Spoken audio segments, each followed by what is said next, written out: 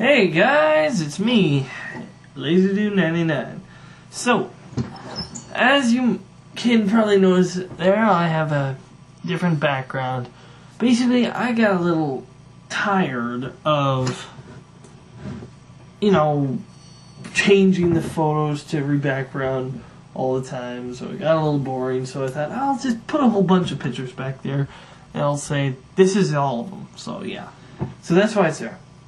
So what am I going to review today? Well, I'm going to review Ultimate Spider-Man, the new series, not the old series. I've already done a review on that. If you want to see that, you can check it out on my other videos. Now, so, what do I have to say about this? Well, let's see. Let's start with issue 1. Now, this story starts basically right after Ultimate. I think it's called the Ultimate. Basically what happened was Magneto flooded all of New York. And that was supposed to be the end of the Ultimate Universe, I am told. And everyone thought that all the superheroes died. But apparently they did not. In fact, most of them survived. And so this takes, I think it's like, I'm pretty sure it's a year. I just want to quickly check that. No, 6 months. My correction. It's been 6 months since the New York's been flooded, and New York's now officially open for business. Peter Parker, now unfortunately, can't work at the Daily Bugle because it's out of business. And so now he has to work at a fast food restaurant. Which is kind of funny. Not kind of funny, it's really funny to see Peter Parker work fast food. I mean, I'm surprised no one's done it before.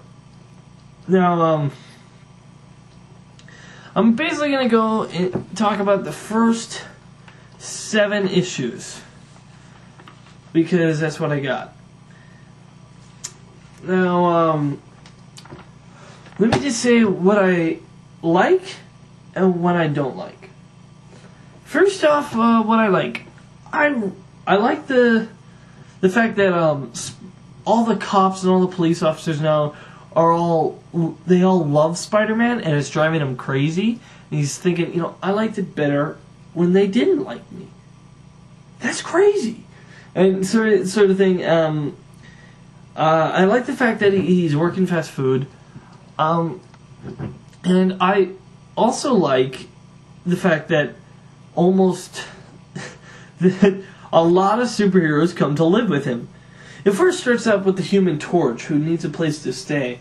It doesn't explain why he doesn't stay with his sister or with the Fantastic Four, but I assume there's a reason, because Sue hugs Peter and tells him to take care of, Johnny.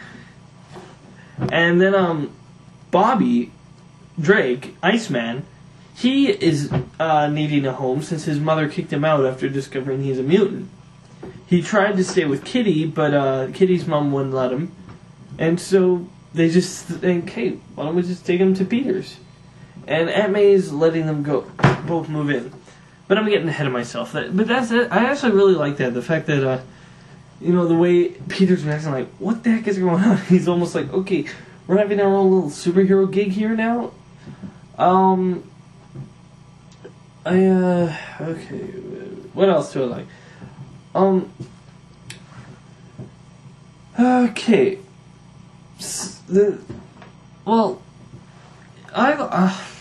Excuse me. I like and I don't like the art. Let me just explain that. The artwork itself is fine. It's just some of the things the artist does really bug me. For example, anytime anybody's eating, he feels the need to have food coming out of their mouth while they're talking. There's like food always outside their mouth and while they're talking, and it's really disgusting. It really puts me off. Second is Peter's hair. Now, in Ultimate Spider-Man, it was long, but it was only about, like, up to here. This time, it's emo. It's, like, up to here on him. I mean, even one of the covers, his hair's shooting out of his costume. I'm thinking, dude, get a haircut. Did the flood kill all the barbers? The villain of these first few issues is Mysterio, who, honestly, when he first showed up, I didn't know who it was, because apparently he had showed up in earlier comics, but as I don't have access to all of Ultimate Spider-Man, only bits and pieces, I didn't know that he was introduced earlier, and people started calling him Mysterio. So when it showed Mysterio, I'm like, who the heck is this guy? Because here's the thing. Mysterio doesn't have his bubble. I mean, he doesn't have his fishbowl. Now, I know I can see why they thought, oh, let's get rid of the fishbowl over his head. That makes him look lame, a little stupid. Let's just get rid of that. But, come on, guys. The dome over his head was 75% of all of Spider-Man's jokes when he fought Mysterio. Now he's just a glowing head. What's there to make fun of?